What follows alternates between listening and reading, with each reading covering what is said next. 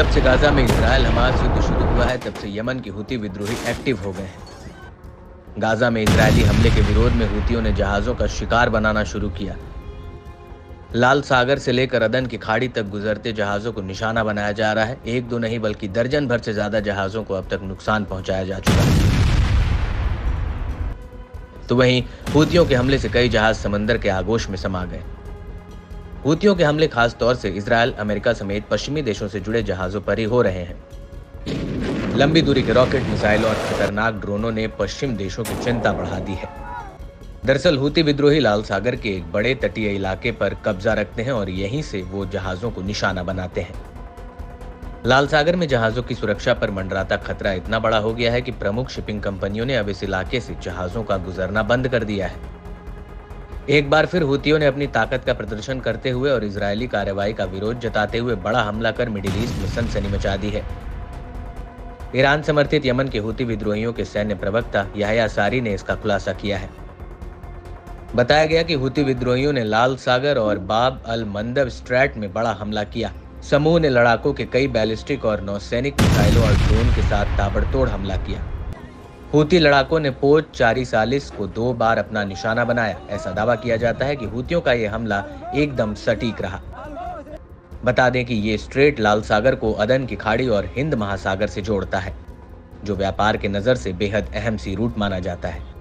नफ़ज़त القوات البحرية وسلاح الجو المسير والقوة الصاروخية في القوات المسلحة اليمنية عملية عسكرية مشتركة استهدفت سفينة تشارلز ليس وذلك في البحر الأحمر وباب المندب.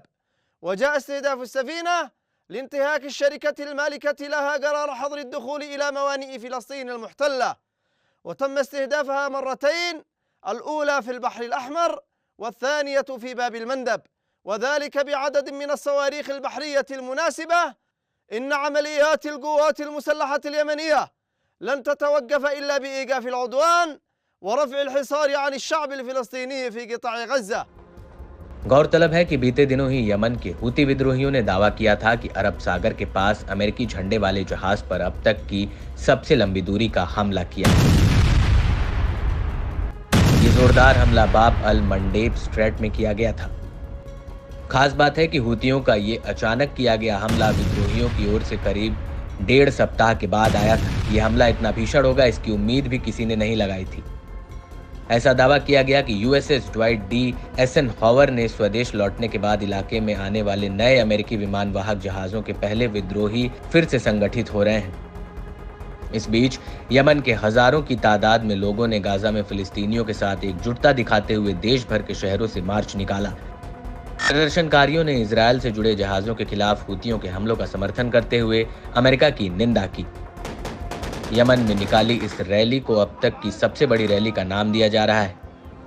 इसमें फिलिस्तीनियों के लिए लगातार समर्थन और इजरायल के सहयोगियों के खिलाफ आर्थिक बहिष्कार की मांग की गई।